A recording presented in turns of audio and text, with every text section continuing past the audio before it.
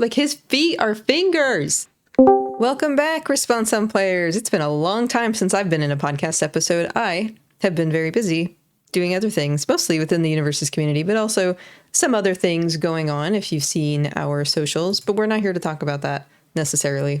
We can talk about socials in the sense that you should follow us on our social media. But otherwise, I am Steph, if you didn't already know, and I'm joined by two lovely men.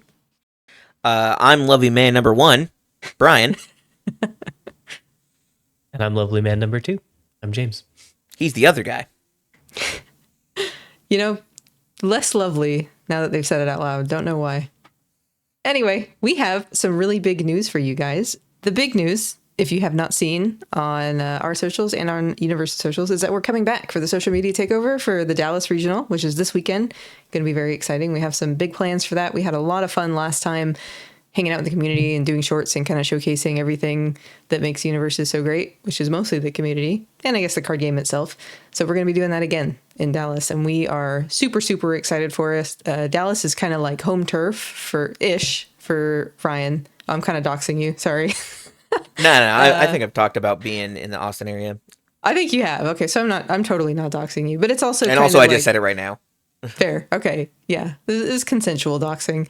And then it's also like close-ish to not me and James anymore, but everybody else. So but we're familiar with it. So I guess I should say it's familiar territory. It's comfortable territory, as comfortable as one can be in Dallas in the summer. That is how we feel about it. So. Hot. Very, very, very hot. Yeah. So yeah, we're really, really excited for that. Excited to see you guys again and do some fun stuff. We got some plans. I want to do some more like community content, because honestly, that was the most fun that I had, was just like interviewing everybody and kind of having you like get up to shenanigans with us. So we'll see where it goes. Also, I don't know if you guys can tell, but we are in Texas as of this background for this episode. This is like in Big Bend, but it also kind of looks like the set for like a Clint Eastwood movie.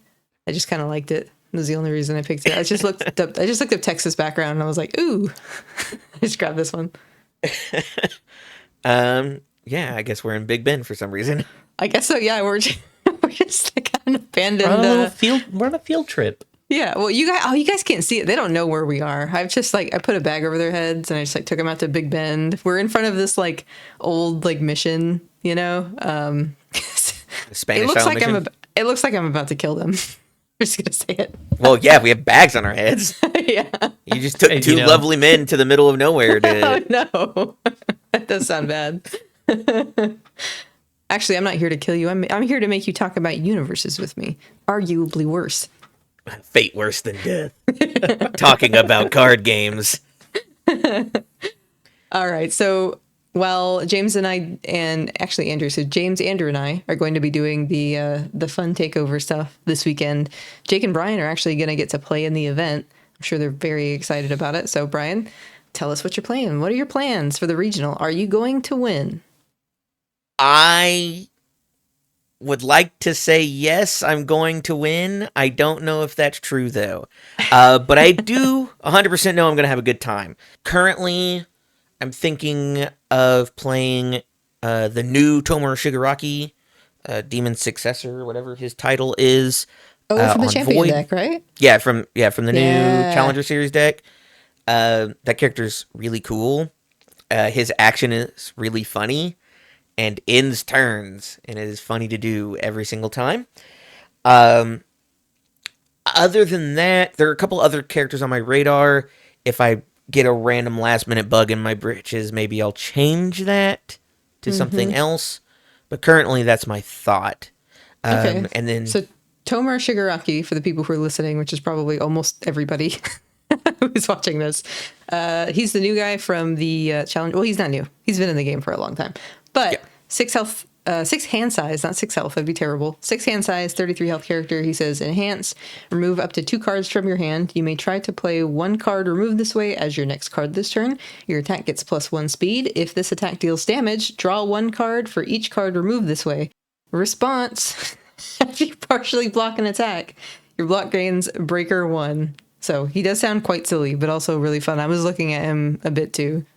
Yeah, him with his with the action concealing power is just Breaker 5. Please stop. if That you is really partial funny. block.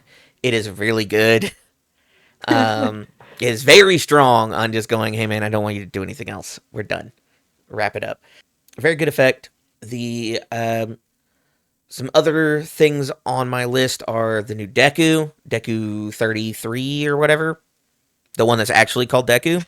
The 33rd Deku that we've had. in Yeah, something like that. universes. Because I think he does a lot.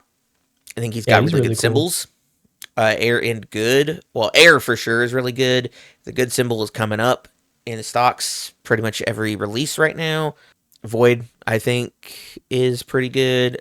All has some really cool cards, but I would probably look at air if I were going to play that guy.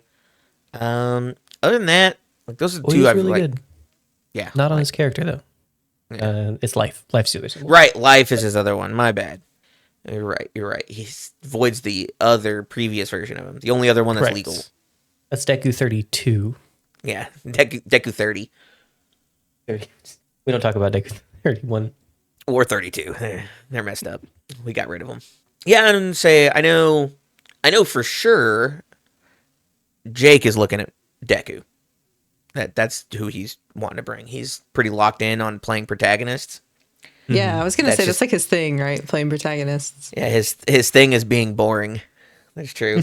you are correct. I do like I think that this character is though. actually pretty cool. I've been looking. I was not very high on it when it first got released, but like, I don't think the whole deck was released when we talked about him. And No, it was just the character at also the time. Yeah, and then I also just like read some of just looked into it a bit more, and I was like, actually, this is like kind of really cool, and maybe just like good enough. Like the fact that you get the speed off of any 6 vestiges, not 6 separate vestiges, which may have been how I originally read it, and part of why I didn't think it was that good is much better because you've got some good ones that you definitely want to keep in your stage that also don't have like flip enhances. They're commit, so they get to stay around. Mhm. And Evoking the Wielder is one that when I was looking through my deck, I saw it and I was like, okay, I feel like this is just extremely good and probably pushes the character up to where I think they're good enough now because it is a vestige, so it works towards Midoriya. But then also, if you have 3 of them, you get +2 damage, +2 speed, and +4 damage. So it just helps. Which what we were talking about earlier with Midoriya is +5, +4, which is a whole other attack that you're stapling onto this one. Mm-hmm. Commit a foundation, basically double the attack, is pretty good. Yeah, it's real good. I'm definitely going to be looking at possibly at least playing this one for fun. Now you're on Armored All Might, which That guy messed up. it's cool. He's cool. I get it. This is All Might 17 for the people at home. And Probably a more accurate number. Yeah, It's- probably. not quite. That's still an exaggeration. It's just not as much of an exaggeration. That character's cool. I mean, I like building stuff. I like drawing cards. +1/+3 for free is pretty good. Yeah, it's a lot. I don't know, +1/+3, and then you just have ways to build more foundations and draw cards and string out. Like, I don't know. It could be really strong. For sure. I think it's a very solid character. You know, it's not very strong, and this is so tragic that I have to say this. Have you guys seen the alt art for these champion or these challenger decks? Like, They're for the fine. characters. The Shigaraki one, I don't like it. But that's not like the art's fault. It's just he's just a little freak. He's so weird. Like he's just got like fingers all over. Like his feet are fingers. It's so weird. Yeah, man, he's Handman. This is like a My Hero problem, not a universus problem. But like, yeah, like this is really gross and freaky, and I would not want to own this in my collection. That being said, there are people who collect the spooky cards from Magic, like the freaky, like that's the freaky The like freaky Magic deaky arts? Gathering. They're like a faction that like are super scary. They're like the Tyranids. Yeah. Well, I don't think it's a direct comparison. Like the Tyranids Phyrexians, of yeah, sure. 40k. I don't think they do the same thing, but they're scary. No, but they are spooky. Yeah, they're like super spooky, and there's people who are really into like the weird stuff. So okay, someone appreciates this. I don't like it. It's really grossing me out, actually. Also, his whole Like- thing was hands, and now he's all I know. hands. He is all hands. Not a fan. Not a fan. Well, you know, I guess don't finish the show. Uh, I didn't plan to. Way ahead of you. you're missing out in some ways, but like you're gonna hate that part for sure. Okay, so I sort of finished it through like osmosis because like James was watching it a lot while we were like moving and stuff, and or like right before. So I like picked up bits here and there, and I was like, okay, yeah, we got some emotional moments, and I got to see like Bakugo's like ultimate character growth, kind of the end of that arc, which was cool. That was a solid part. Deku was just kind of he was just Deku, he was doing the same thing. I got to see Shigaraki's like full backstory, which is really cool. I still really like that character, despite his finger feet. I still like that guy. And his finger, everything else. Yeah. Yeah, it was pretty cool. It was all right. I had some mild complaints about the ending, but not the ending part. I think the ending's actually pretty solid. Like the actual like wrap up, like the post action part was good. I had a lot of I don't care about this going on with All for One. Yeah. Except for the part, this is spoilers now. We'll put another timestamp for when I'm done with this spoiler. Entering Spoilers territory. in 3, 2, 1. Skip over to 1548 if you don't want to be spoiled. As they said, they go into MHA spoilers. Also some general anime discussion. If you want to avoid the spoilers, you're going to want to go to this timestamp. The only part of the All for One battle that I really liked was when he became a baby and then Bakugo killed him. Dude, that was so 'Cause it funny. was I funny did as see that part. I did see that part. I was like, Because it was the Bakugo would best. I just was kill like, a baby. damn, Bakugo would just kill a child. He just did not care. That was so funny. And he's love like, that. this baby is going to become Space Hitler. I got to kill him. Clack. That was so good. Yeah. I remember watching that part with James and being like, I'm so glad he killed that baby. Just like God intended, Bakugo is our true savior. Oh my goodness, that's so funny. He's the real main character, right? Like, Bakugo's the main character. He's the dynamic Bakugo's character. the best character. I That's don't know if for that's sure. true either. That's for sure. No, our best character is probably someone who hasn't been in the show in like 5 seasons. Like Eraserhead, yeah, you're right. Like Eraserhead. You are right. Yeah. Eraserhead. He just I was like, gonna. left. He I is was gonna just say so cool. Ida. Ida. Oh, Ida's I do good. love- Yeah, they kind of like didn't do it. Dude, Ochako, like, I love me Classic. some Ochako. Actually, she does still get some stuff in the last season, which was nice. yeah, it's just mostly like wrapped up with Toga. Like, I feel like she had a lot more like complex. Sorry, this is like anime discussion now. Not that sorry, but she had a lot more like. Sorry, not sorry. She had like a lot of complex things going on with her character that they just didn't explore at all. Like the fact that like very early on in the show, they had Stain that was like, yeah, I'm gonna punish anyone who's trying to be a hero for selfish reasons, and it's like Ochako's right there, and she just She's got, like, a I'm just here pass. for the money, baby. She's literally like, I'm just trying to make money, and granted, she's doing it for her family, but it's like, I just want the money. Like she straight up just says that, and Stain's just like, eh. Just like, Yeah, she just hits him with the "Here comes the money, dollar, Yeah.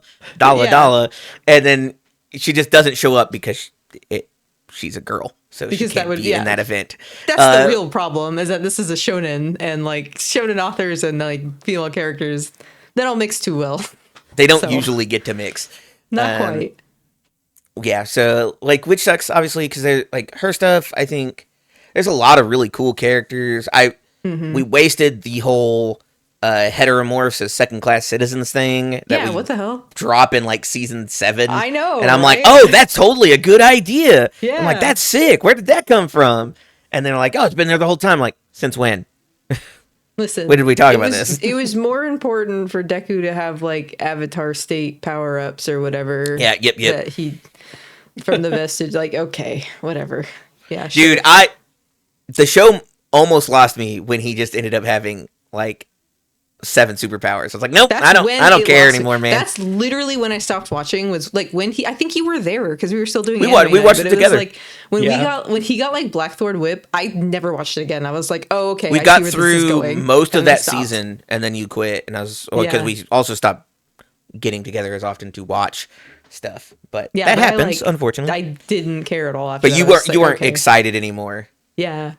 And I really liked it before that. So it's just typical shonen problems. And, if you like shonen, you probably love the hell out of that, and that's fine. You know, I like some terrible anime, so like I am not judging. It's just not for me. The thing is, I do like shonen, and then sometimes they do stuff like that, and I'm like, man, we are wasting a good idea. Yeah. That's fine. I guess we're gonna do this other thing.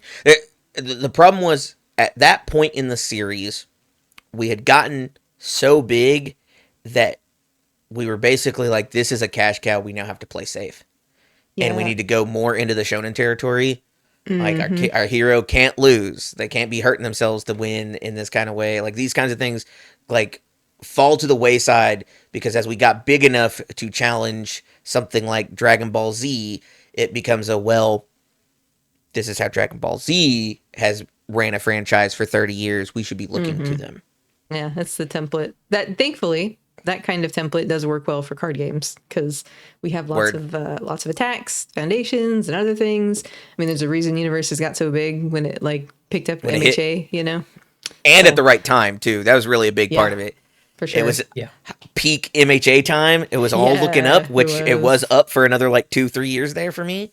Yeah. And I was just like, there's a sick card game. There's a sick show. I'm living large, baby. Mm-hmm. Yeah, that was pretty awesome. I'm looking forward to Fairy Tail and like this happening again with Fairy Tail. Like they're doing a new season of Fairy Tail, right? It's coinciding with something like the set release. I thought. I think so. I'm not the one to talk to about that because I did not love Fairy Tail. Where's Zeke at? In a different channel, probably. So when they announced Fairy Tail, I watched like a little of it with James because I was like, yeah, I'll see what's going on. And it is just another shonen anime. But true. My fault is that I love female characters in shonen anime. So it happened again. It happened again. They can't keep getting away with it. Lucy. They can. Of course it's Lucy. Lucy. It's Lucy? Why? Yeah. I like her. I like her as a character, but like... Yeah. Well, it's not her I feel fault bad for you because I just don't know if you're ever gonna even get a character for I'm not. her. She exists to be motivation for the main male character now. And that's all. And you know what? At least she exists to Just the main choose character. Urza. Just be an Urza that's stan. like the obvious one. Everybody likes Urza. Yeah, because she's cool as fuck. She is. But I have main girl syndrome. Like I love the main female character. Oh yeah, you're right. I forgot you're the opposite of Jake. You have main female protagonist Sakura, syndrome. dude. Sakura and Naruto. Oh my god. I could talk for hours about this. I won't. But I will say we can afterwards. Yeah, like I will say that no one has dropped the ball harder than the ball was dropped on Sakura because she had so much potential and she ended up the way she did in the anime. Kagome. Kagome. So Akane. Apparently, there is a new Fairy Tail short series, Fairy Tail Refantasia, that's coming out on July 29th. Okay. So hopefully that brings in more people who are like, oh, Fairy Tail, this is the next shonen that I'm going to like be interested in. And I think Fairy Tail has like longevity, so it might be okay. Ran for quite a while. Yeah. 328 episodes. There you go. More than a shonen. My Hero. Yeah. And we're kind of in like a shonen TCG like thing era going on right now. Do like the Naruto TCG. Oh my god. No, I'm not gonna make this a Naruto podcast. Correct. However, it's not. I have nothing to say about it. Podcast. Let's rip it. I'm so excited. Okay, I won't. No. We can't. We've already talked about this for like 10 minutes. I'm sorry, everyone. But they're doing Naruto stuff at Gen Con. James and I are going to be demoing Gen Con. By the way, we're going to be demoing Riftbound, possibly Universes, depending on wherever they need us. So if you're going to be at Gen Con trying to get Naruto TCG stuff like everybody else, don't bother. They're all sold out. They were sold out within an hour of opening. You can come see us, and we'll demo to you, and you get some promos. And I'm gonna hope that maybe I can trade one of my promos for like a Naruto promo because that would be good luck. But there's no way. I think if I ask maybe nicely, a Riftbound. If you get a Riftbound promo, that's what I'm saying. Like if I go up to the Naruto guys and I'm like, hey, do you want an Ari? Can I have an Naruto? And then we just have an Ari. Can I get a Sakura Haruno? Can we get a promo of some Sasuke? kind? You would. No, not really. I actually don't like Sasuke. Can I get a? Never mind. I forgot you were based. Can we get a Kakashi? Kakashi's cool. That's fair. Kakashi is cool. Anyway, he's just the prototype to Eraser, though. So that's true. That's why I like Eraserhead so much. But yeah. Anyway, suffice to say, you're playing Shigaraki at the regional. like 85% sure that that's what I'm going to be rocking up with. Okay. At least for the main event. Now, if you want to talk side event, Are you cooking up side event decks? I'm cooking up one side event deck for the Hero 2 One Way tournament. One way. Okay. What is one way? What is that? Oh, so instead of the Retro and Hero 2 1Ks, I'm not sure on the exact specifics. For some reason, they needed to be changed. So instead of like $400 to first place, etc., if you get top 8, you get the travel voucher you would get if you won a local, etc. Oh, so they're not doing like cash pricing anymore?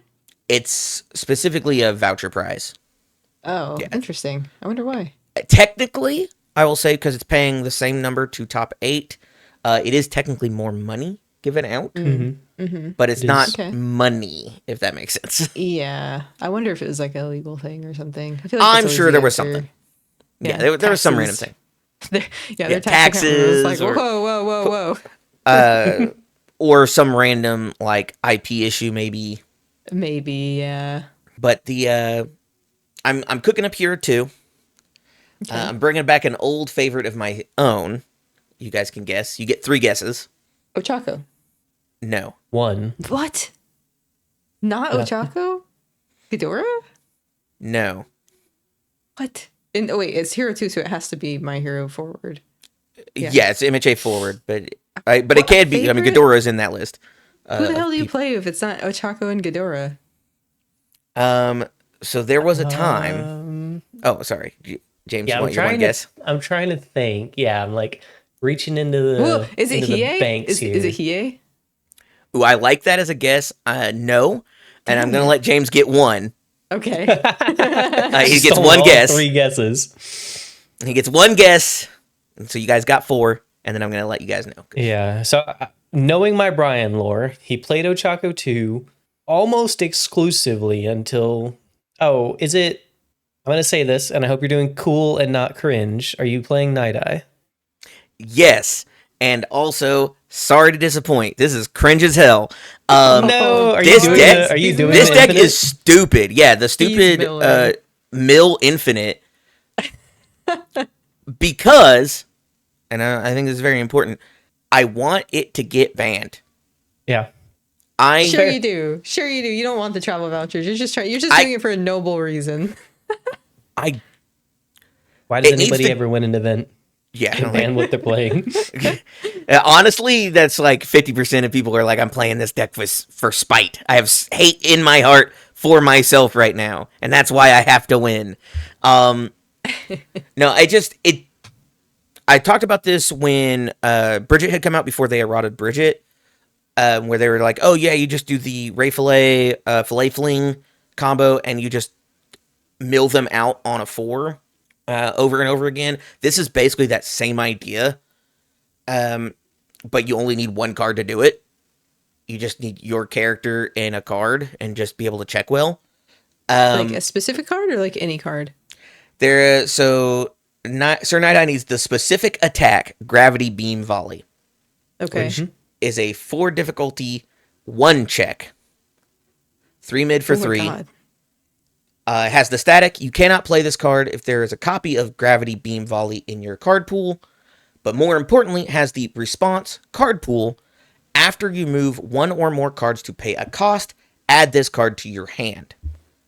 And Night Eye, Sir Night Eye, if you're being polite, specifically has enhance your attack, remove the top card of your deck, : so that's the cost. Okay. Discard the top 3 cards of your rival's deck, remove all non-attacks discarded this way. It gives speed afterwards. You don't care. You abort when you pay the cost, but they still have to do the action. And then you immediately play it again on a 4, and then do it again, and you pick it up, and you play it again on a 4, you do it again, you pick it up, and you do that until they don't have a deck. Oh my God. So Or you're not you even check 2 attacking ones. them. No, yeah, and that is the problem. That's the reason I want it to get banned. You don't play the game of universes. We don't even go really into the enhanced step. We basically only can do stuff inside of the response window. That's nasty. Yeah, it's stupid. Like, and that was the thing I was like, for Bridget with the fillet fling thing, I was like, this is the same thing. You went enhance, stuff their card pool one with Ray Fillet, enhance, I'll flip the attack that I'm on, abort it.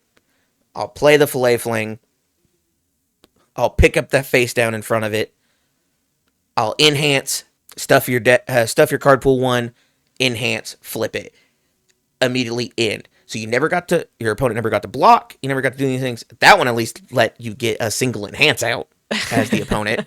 But like those things. So this is a true like infinite uninteractable combo. This is like a game breaking thing, right? I don't think it's game breaking. There are cards that can stop it. There just aren't very many cards that can stop it. Okay. And a lot of them have to be done when you play the card. Yeah. And a lot of those are without Genkai's guidance. Yeah, like a lot of those are actions, and I'm allowed to run Koenma's task, which says no thanks to the action. That's so terrible. Did that win last retro event? This was Hero 2. I don't even think anybody ran it for the Hero 2 last for Vegas. Well, I thought they did. But I heard about it. Yeah, I thought I remembered being in Vegas and people were like complaining about the night. It definitely didn't win Hero 2 because Hero 2 was won by a standard deck. Oh, okay, gotcha. That's so funny. That would be quite the achievement if you won and then you were like, I did this for noble reasons. Then I just asked them, please ban Gravity Beam Volley from Hero 2. Ban Night Eye from Hero 2. Don't ban Night Eye. I do not feel like Night Eye is the problem here. This card doing what it does is the problem. Like if I had to play Night Eye the originally intended way, like God intended. Yeah, like God intended, this card wouldn't get run.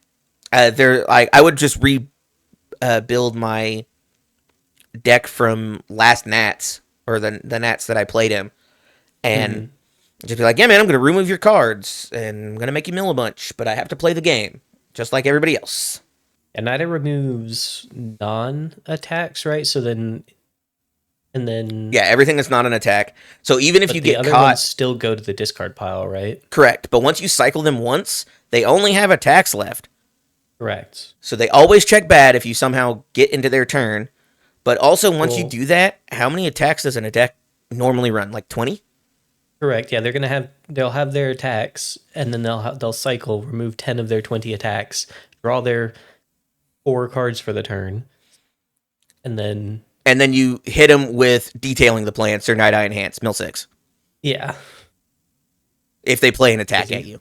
Like, it's really dumb. Like, that's really the point. It's really stupid, and I think it should be not okay. I do not think this is what we should be doing in universes, so I'm just like, please get rid of it. And we don't ever get rid of the stuff that we ignore. Bali is the only attack in the deck, too, right? Yes, that's because you don't need anything else. So it is weak to that if you somehow just never see them. But I ran like 7 test hands meme, and I either started with it in my opening hand, drew it on my turn 2 hand, or on I think 2 of them I drew it on turn 3 instead, and then just went, all right, cool, I do it. You do it right away, or do you build for like you don't need to? If you build, if you check the ones, because there's no other attacks, you can basically build 5 and pass on turn 1 like easily. So if you have 5, you can survive 1-2 check because you don't care, or one of the 1 checks because you don't care, and technically you can survive the second 1 check if you wanted to build afterwards and go into their turn. But you probably just fail and you go, I don't care, because if you decide to go and build, like, that's just more cards that you discarded. Like, you have to try and kill me now, because if I do it again, like, if I see the 4th one, we'll get you. And also, depending on what happens, there's a world where you, if they don't have interaction and you check a Koenma's task and remove a Koenma's task, and you had a Koenma's task in hand, you just go, I'll go find them all. I can't check them. I can't fail. That's fair. And then you, like, name some card of theirs, probably some attack of theirs, and just go remove those. Like, oh, I saw Queen of the Monsters, so you have 4 of those, right? I don't know how many I saw in your discard pile, but just remove all of them. Yeah, that's nasty. It's just really dumb, and I don't like it. I think it's not okay. I like milling people in this game. I think it's funny every single time I try and do it. Like, I was running this list, but with was it a deception dagger, sweeping dagger, and some other random cards, and just being like, yeah, man, I'm gonna hit you, and I'm gonna take these cards away from you. Like, it'll be cool, and slowly mill you out that way, and get real speed for something, and then try and kill you afterwards when you hit the first cycle. But that was like playing a real game. Yeah. That was like turn 4 or 5. I'd be like, all right, cool. I made you cycle early, and now you don't really have anything, and I'll play any of these attacks are getting 7 speed. Like, oops, yeah. They're huge. Or they're fast as hell. Yeah, for sure. I remember that list. Good times. That list was so fun. This list is not fun. Well, that's not the only ban that might be or is happening. We got correct. We got an errata recently. Might be exciting. True. Could be good. Could be cringe. So on the 7th, we got this errata for Team Hero XV. Is this supposed to be 15? Yes, okay. I wasn't sure if it was XV or if it was actual Roman numeral 15. Okay, Team Hero 15. In the old text, In the old text. The old enhance says. Let me. The old enhance says enhance remove. Build 1 foundation with difficulty 4 or less from your discard pile.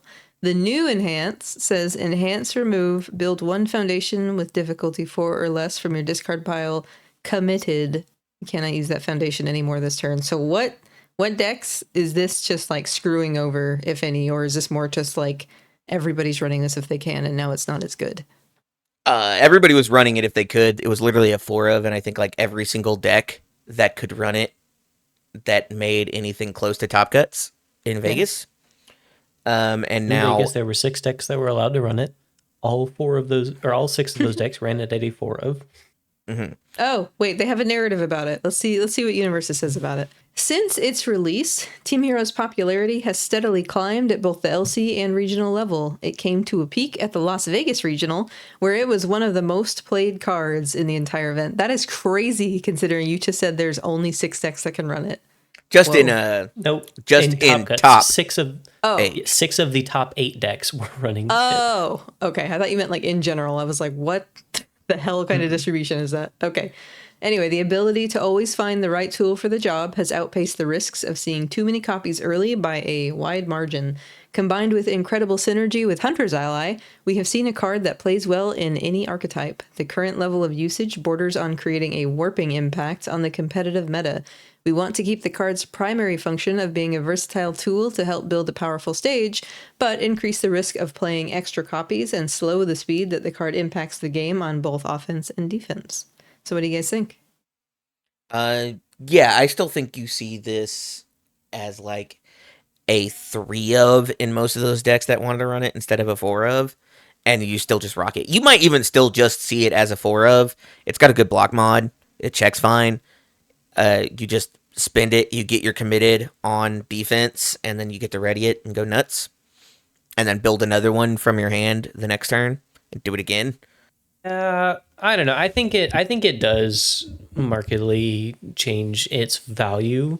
I would say it probably decks that make it a 4 probably run it at a 2 now, because like the biggest thing of like it used to be is I don't care if I see multiple of them, because it is essentially a ready foundation. It is whatever ready foundation I want to go grab. Now, if you see 2, yeah, you can still kind of do that, but it comes in committed, so you don't get that as a resource. You don't get the immediate effect that you were running off of it as well. So a lot of decks would be like, I'm going to build in my key attack piece that I've checked and use it to kill them. You can't really do that anymore. I think if your character blows up their own foundations, or you have something similar, I think you can probably still run this higher, because +2 damage on everything after your first or second attack is not, it's not nothing. Not that, yeah, that's not nothing. And then you can still get your piece. It's just having a whole turn rotation of it not being useful is pretty. Well, see, that's the thing. You're saying pretty big whole turn downside. rotation, and all you do is you just hold it until you think they're basically done on their turn. You go, I'll take this in. Yeah, but you could have done but you had the potential to do that on your turn. So you either way, whether you do it now or you do it on their turn, you still lose that rotation. Yeah, I just You don't think used to be able to get it on your turn, and now there's no way you can ever use it until your next turn. Yeah, but I think it just changes when you want to use it. Any deck that can, like any deck on life that can just go, I'll block with it, I'll build it down with like plea, and like you just desperate plea it, and then you go, okay, cool, it looks like you're done, or they play another attack, you just go, I'll just go find something now. Mm-hmm. And then I'll ready up my stage with the cool do thing. Yeah, and I'm not saying it's a bad fetch tool now. I'm just saying it's a slower fetch tool, which I do think makes it. It'll impact not in some ways necessarily for a sure. snap 4 of. Yeah, that's why I was like, I don't think it's a 4 of in most. I think it's probably a 3. But just because I think it still does everything you want it to do, you just don't want to see it on turn 1 as badly. Mm-hmm. Because turn 1 let you go, I'll see it, I can play a couple cards on turn 2, and then press the button, grab the best thing that I've been shown, and shove it in, or do it on defense if my opponent decides to come into me and I am a character that wants to block. Now, the second errata, I actually heard people talking about, I think it was James. I think James actually talked about this in Vegas. James has never talked about this card game. James just doesn't talk. That's true. Not famously on a podcast with millions of subscribers. Certainly not. Well, James. definitely not that. Not famously. So, Reiner Braun Marley Shield was errated, and you can probably guess why. So the old text said at the start of the end phase, if there are 4 or more card types, that's your clue, among cards in your stage, and you have at least 1 momentum, flip 1 rival foundation, and you may transform Reiner Braun Marley Shield. The new text says at the start of the end phase, if there... Well, I was gonna quiz you guys and say, why do you think he was errated? You're probably gonna know after this. I read it. At the start of the end phase, if there are 4 or more non-token card types among cards in your stage, and you have at least 1 momentum, flip 1 rival foundation, and you may transform Reiner Braun Marley Shield. So obviously those token cards were causing problems, but I will read the narrative. They said, as many players have surmised, Reiner was developed and tested when token cards were still just an idea.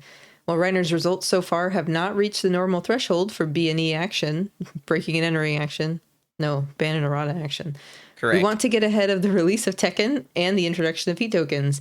Heat tokens are a more consistent and easier ask in deck building and gameplay for Reiner to obtain than power tokens, making fast transformations more consistent and dangerous. Once he's transformed, Reiner, as we all know, is an absolute powerhouse. Even with his relatively difficult and limited access points to power tokens, it was a huge boost to his consistency and power level upon their release. Heat tokens would open that door even further to a potentially problematic level we'd like to avoid. So I will say this, if you have not seen a reveal or you have not seen any of the new Tekken stuff, can someone tell me what a heat token does? Yes. Totally asking this so that you can join and not because I forgot what heat tokens do. So heat tokens say sacrifice at the beginning of your end step, and they have response. After an attack is completely blocked, your rival loses 1 health. This may not bring your rival below 1. That's not the exact wording, but that is what it does. So what is the problem with heat tokens that did not exist with power It's a tokens? different card than power. It's another card. It's still a unique card. So it's unique. It's not. No, Oh. so the, Well, it's just another way to card, get the token. Oh. Yeah, it's card types. Oh. So power token, heat token doesn't matter. Oh. Power tokens are not that easy to get unless you're running specific things. With Tekken, heat Tekken, tokens will be pretty easy to get. I see. So it's because just flip a foundation, get it. Yeah, and instead of having to run a backup to be your 4th card type, which may not be as consistent, or you may have trouble finding it, or it doesn't build off of your attacks or other foundations, tokens are, especially the heat tokens, are pretty easy to get off of things you're already running. You get that 4th card type faster than you normally would, or like more advantageously. Okay, man, they were so scared of this man. They literally were like, "We're not even gonna let him like try this." They just took him out back immediately. I'm Plus, gonna he could give then it to give you, General 5 Reiner. damage if he did see a backup later. He had 5 Yeah. card types as long as he kept the power token. Mm-hmm. And so it was just extra damage for free, quote unquote, plus all the other things that were going, plus the way faster flip. Bad day to be a Reiner fan, because that would have been, if I was a Reiner fan and I was like thinking about tokens at all, I'd be like, "Holy, that's really sick! I can't wait to do this." And they just squashed that dream like a bug between their thumb. Should have done that in Chicago. Should have, but it Yeah, didn't. the character was very good, and even though it didn't top in Vegas, Mm. it was still probably the best deck there. There was so I didn't know about this until recently, but I guess there was an error where a player meant to use a buy, it didn't happen, so they got a round 1 loss, and they still ended up in 9th place without even playing their first round, getting a round loss. They barely squeaked, missing top cuts. Like, that deck is extremely good, and having an even quicker, even more reliable way to flip be crazy. Mm-hmm. It's true. So these two erratas making some waves in the scene. Given that these are changing things, what do you guys think we're going to see at Dallas? Like, what is at the top of the meta, and like, what do you think is for sure going to make a showing?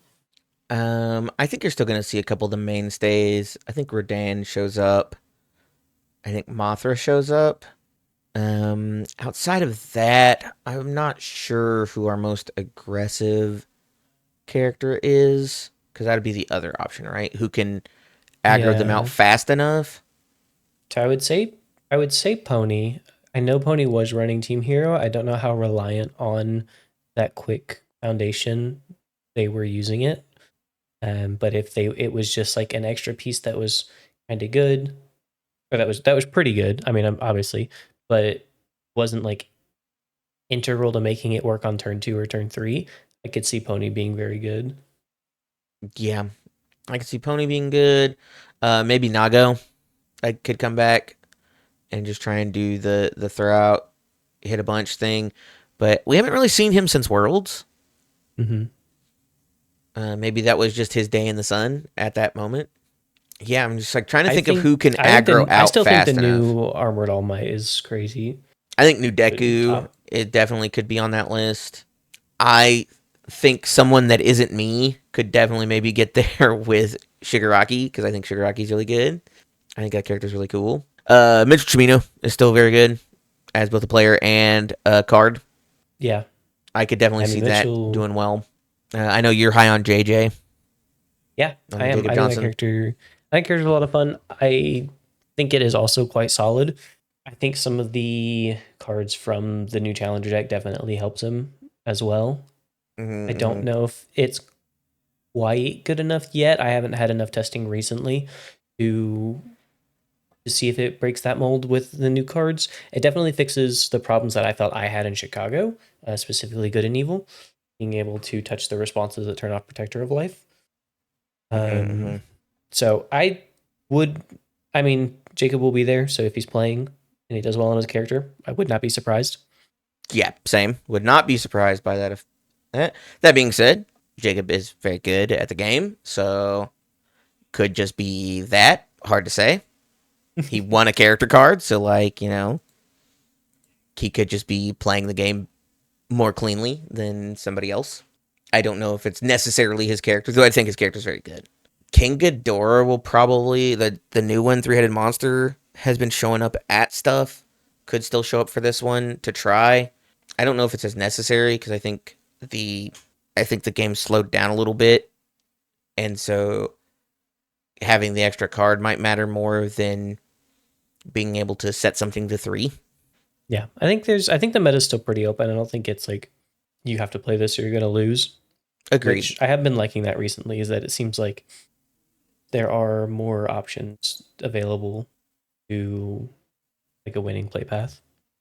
I agree. Yeah, I mean It is a big that's deal. clear even from like this conversation where it's like there's a few standouts where you're like, yeah, we'll see Rodon, we'll see Pony, we'll see some of the hyper aggro, but like other than that, like you can't really say. You don't know because it's like you never know when someone's going to come out with this dark horse and there's just like, hey, I found like this sick combo, or like, hey, actually this character works really well and nobody realized it, or it's just like this character who's basically good is being piloted by someone who's very good, and now it's just gonna work. So Yeah, someone I do who's feel- solid at the game is now playing a character that's solid at the Yeah, game. exactly. And so then it gets to get there. Yeah, I'm curious if I am wrong, and I absolutely, possibly, and maybe likely am because I don't play this game competitively. But just from what I've seen, in all the events that I've gone to and been watching, it does seem like the meta is a little bit open right now, and maybe dare I say healthy, perhaps. Maybe. No card game meta is ever healthy. Yeah, that's fair. It's either cringe There's or always you something don't to think cry it's about. cringe because you're doing the cringe. No, The healthiest meta we ever had was when I was playing Mutant Machine Devil Jin. Sure. Yeah. that sounds like something you would say out loud. I mean, genuinely though, like when was the healthiest meta that you guys can remember for like universes? For Like, is this UVS. the healthiest it's been? Kansas City. When was that? Or League of League of Villains. Villains. I I that don't was my know. favorite meta. I think Wasn't that just Fourth Kind, Jiro, and oh gosh, who was the other character that was showing up all the time? character stacking Deku. No, wasn't it? Wasn't it Ojiro? Didn't they not change him yet? Ojiro was No, he had already gotten around changed. by then. Okay. Mhm. Yeah, I'm just like, I can only think of a couple of characters that were like showing up. I think a real talk about our game for a second, because our game is kind of small, understatement, our metas don't get solved. There's not enough people putting time in the game to like solve something like, say, like a One Piece or Magic, those kinds of games. They have such a Pokemon kind of has this as well. Yu-Gi-Oh! They have so many people playing the game that they can solve the game in a way where it becomes, well, there's 3 decks that are just good, period.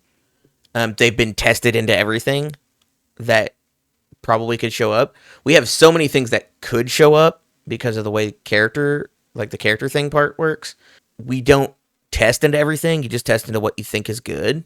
And then, like, there's a world where, like, Shin Godzilla gets there a little bit better than last time because you didn't test into it. So you end up losing. And it turns out you have a glaring weakness to this character that's good, but maybe not the greatest. And then that character moves on. Your thing doesn't move on. And there's a lot of that goes on in our game. And we just don't have enough bodies to solve our game that way, which is also a thing that keeps the meta more open because you just go, I don't know, I guess I'll just play the guy I like. Yeah. That's fair. Yeah, that is a big thing that happens in this game is people are like, regardless of whether they're considered meta, I think I made a cool deck with my favorite character, so I'm going to play it.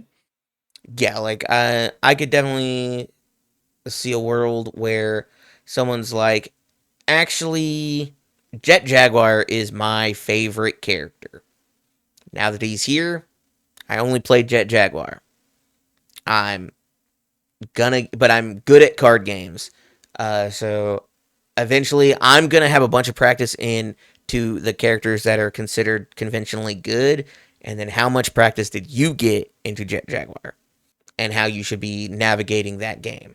I could see that happening in, like, next set. We could see that with, like, I don't know, probably someone like maybe Jack 8 or like Kazuya or somebody who's just like, I love this character, so I'm gonna play them.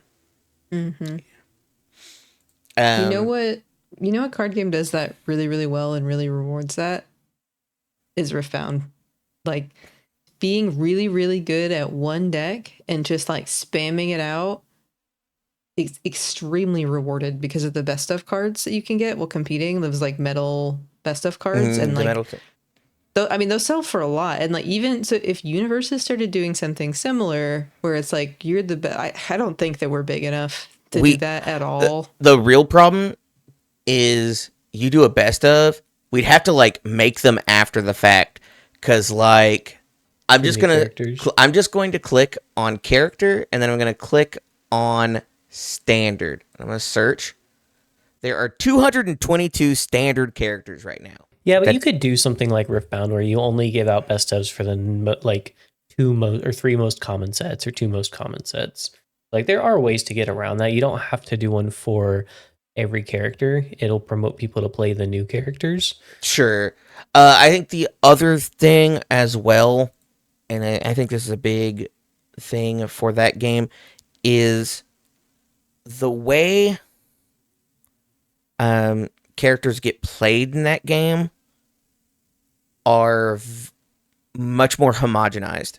For the most part, you're playing the same game as everybody else. There's not a character, like you're never going to get a situation like I was just talking about with Night Eye, where I was like, yeah, you just get to not play the game the same way. Or like, remember Mimic. I'm playing the game in a completely different way than is supposed to be. You don't really have that currently in Riftbound. Boy, do I have news for you. I mean, if we change that, then that's cool, I guess. Yeah, there's like not that anybody really cares than Riftbound, but there's like a Lux Infinite now where you just play Echo and kill him a million times until you make infinite mana and then play Time Warp 3 times and win the game. Sure. He's thinking. Do I have to start playing Riftbound again? No, I'm just sitting here thinking, what card did we print? Because all those cards existed when I was playing Riftbound. I'm like, what new card did we get that sacrifices a dude for mana, basically? Well, Echo says that when you kill him, he resets all your mana. Or when he dies, you recycle him and he resets all of your mana. And then I think people just end up there was enough cards that finally made the combo possible. You basically have to like draw your entire deck through things like Progress Day and stuff like that. So you like draw your whole deck, because since luck draws you a card, Progress Day will draw you 5 cards. So you do stuff like that. And then basically the way that it works is like you get down to the end of your like the last 4 cards in your deck, I think it is. When you cycle it to the bottom, you don't care because you're going to draw it again to put it again. Correct. And there's a card that basically says you can play it and then you can kill it to recycle cards from your trash. So then you just basically stack the bottom 4 cards of your deck and draw them and replay them over and over again to get in that situation. How do you afford? It's so convoluted, but it's basically because of the way the Echo works. You play Echo, you can float all of your mana when he dies, and then ready it all. So then you go mana positive. And there's a different loop to do the same thing for power. At some point, you make either 1,000,000 tokens with Vanguard Armory, or you use sprites, I think, and basically you can just like double conquer and then time warp 3 times because you can put your time warps on the bottom and draw them all. Sure. I'm just thinking about how do I play 3 time warps at once, like on a turn? Blue seals. It's not. It's you play blue seal, sure.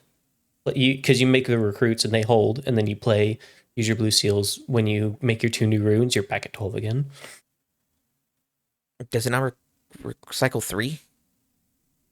It recycles 4. That's even worse. You have 3 blue seals and then 1 real blue, and then at the beginning of your turn, you make 2 new. Yeah, you get the runes. 1 back. Sure, that's cool, I guess. There's a single infinite now. But up until that point, you're having to play the game just like everybody else. Yeah, more or less. I mean, obviously you have to do it before your opponent wins, so you have to do it by like turn. You have to start comboing off by like turn 3. Turn 4. Yeah, exactly. So I was like, you have to do it by turn 4. And if you can get it to turn 4, that's cool. I mean, I guess that's neat. But I will say, like, the only thing that Lux does special there is she draws you an extra card and lets you play the 2 colors that you care about. Yes, it's that, and then also the 4 mana Lux giving you extra mana. Sure. Except you can run the 4 mana Lux, you just can't run it as your signature. I love how much of this episode has not been about universes. Anime, Riftbound, Naruto TCG, maybe a little bit of universes in our universes podcast. As a treat. But yeah, I just don't think that, because like if you look at all the characters in there, we do so many really different things. And I can think of a handful of like for Riftbound that are just basically the same character on one different color so that you can do it with something else. So that homogeny makes the game a lot more solvable, and also it just has a lot more people wanting to play it. That's the biggest thing for me is like if we just rewarded people with a metal card, it like you were saying, it's like just show up with fucking what's the astronaut from MHA sucked 13. 13. Not legal anymore, Put but some if she respect. was, just show up with 13. It's like, here's your metal card, bro. Just go home.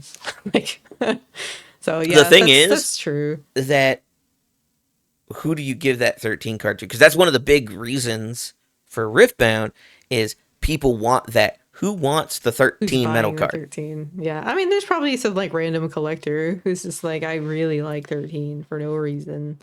But are they going to be That's easy. paying the Riftbound kind of price on that metal card? Even if it's the only one, you just feel like, no, I just won't buy that. I wonder if they could do, like, I feel like this idea of like incentivizing players to like To kind buy of the branch out product. and like buy the product and like exactly, like incentivizing people to play in the tournaments. Like we've had these conversations a million times before. Other people have had these conversations of the pricing for universes is not that worth it, especially compared to games like Riftbound, which of course has Daddy Riot backing them up. But we just don't have cash pricing. I mean, we did have cash pricing and then it got taken away and now we have travel vouchers. You know, so it's like there's people playing Riftbound who are trying to make that a full-time job and they're doing it because they're getting paid. They're getting paid good money to do it. So like we're never going to have that in universes because of the pricing. And I don't know what's going on behind the scenes, but I can imagine there's some amount of like hands being tied because of the multiple IP issue of like, well, you know, this licensor doesn't want us to give cash pricing or like, I don't know. It's just, I feel like unless the pricing equation is solved, we're always going to keep coming back to this problem of like, make it worth it for me to play universes, except for I love this game, which is, I do love this game. I mean, not that I'm ever going to top an event, but like in this crazy bizarro world where I'm like someone who tops events and I'm looking at all these different card games to play, I'm passionate about universes and I love the game, but it has to be worth it for you to put in all this time and all this effort, right? And it's like only a few very passionate, dedicated people are consistently playing this at a pro level, and we see them come back time and time again, you know, but that's also not translating into like a ton of new players from what I can tell. So I'm curious to see if this problem is ever going to be solved, this pricing problem of making it worth it for people to play competitively. I don't know. mean, I think it's kind of like an Ouroboros type thing where it's like the pricing, like our promos and everything look good. Our pricing, our do. winner champ things, they look good. our alt I agree. characters, Because the chromes. Correct. It does But look because we great. don't have a lot of people playing the game, there is not a large demand, which means that they Yeah. are not worth a lot of money. So it's like that kind of ever-ending circle of like the things would be worth more money if we had more players, which we would have more players if the things were worth more money, and it just like Yeah. I don't know. But it's also like, I mean, when we joined, the game was a little bit cheaper to play. Mm-hmm. But I also think that the cards were selling for around the same price point a lot of the times. And there were more people playing, and it was easier to get into the game when it was like when we were jumping in on MHA and like, oh, these cards were running for $40-$50. And like, that's not nothing. But like a lot of times you're just like, yeah, I run this one $50 card. And I run like 3 of it, and then the rest of my deck is like $20. And then you played the game. Like, I sold you the deck for Tokoyami, and outside of the oh gosh, what was the name of that card? Well, so you sold it to me, and you were like, "Here's this. It's like $50. If you want to make it really good, I'm not spending the money. You can go buy Frigid Heat Waves. Yes, Frigid was Heat like, Wave. Yeah, here's sure. everything but Frigid Heat Wave, $50, and then Frigid Heat Wave I think was like $30 a piece or something like at the time, maybe It was 40. something like, it was 30 or 40. Yeah. And it was just like, yeah, man, it goes to about $150 deck if you want to buy the Heat Waves. And then I ended up getting Heat Waves for myself later, like soon after that, after that I conversation, mean, yeah, it was a good card. because it was a good card, and I was like, I should probably have access to this. But like now, I look at some of my decks, and I'm just like, yeah, this deck is actually more expensive in a lot of ways. Like the game is a little bit less cheap as far as like buy-in price if you're picking stuff up, but you are like you're not changing the incentive on the other end. The cards, there are more cards at that range that are needed to be had to do well. Mostly, I think it's just that we have so many more rares, URs, secrets, etc., that are legal, and so it becomes, well, this card's really good and it's a secret, so there's not very many of them. Mhm. This card's also really good and it's a UR, so there's not as many of them as ideally, because not everybody's cracking everything that's getting printed, and we're not flooding the market like we were arguably for like the beginning of MHA. Yeah, for sure. There's definitely, I mean, I remember back when, I think I think it's happened with Andrew, and then I think the same thing happened to Zeke. Is like we were building their decks, and then like looking at the attack lineups, we were like, I don't even remember what it was, but it was like probably at least $200 in the attacks alone. Yeah, I was just like, oh, this deck is probably $300. Yeah, because it was especially during like backup time, so you had like Animus Shots, and then Hunter's Ally, and like all these like cards that are now staples. But if you didn't get them when they were first released, then they're a bit more expensive now because not as many of them. And yeah, like I said, it's like $300 in the attack lineup alone. Yeah, which is like not what it was like before. Yeah, it was not like when we jumped in. It was definitely cheaper at the time. Obviously, I can't speak to before MHA. I didn't play then, so the before times in the old text. Well, I suppose I will wrap this up on a positive note because I feel like that was a little more controversial going into Dallas. So the big positive note is I love this game. It's really fun. Yeah, this game's awesome. I've yet to play another card game, and that includes Riftbound, that I like more than Universes. Riftbound is really, really fun. I do really like that game.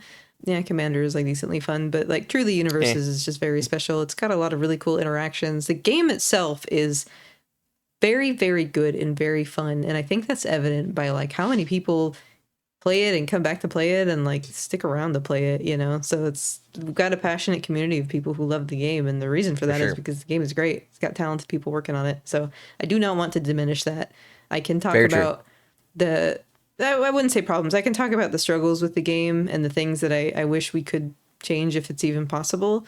But that doesn't mean anything really. It just means I love the game and I want it to get big. I would love it if Universes was as big as Riftbound. I think it deserves it.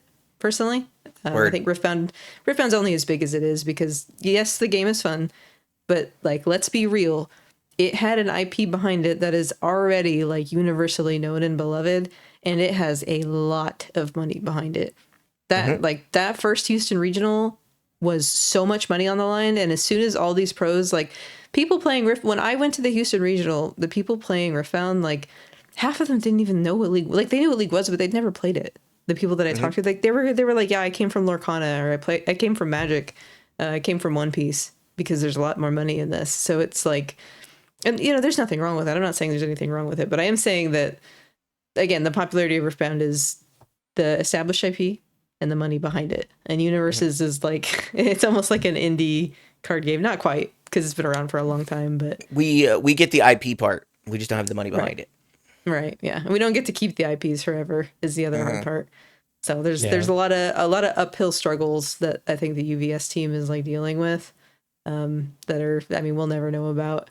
And I love the game. I think it's a great game.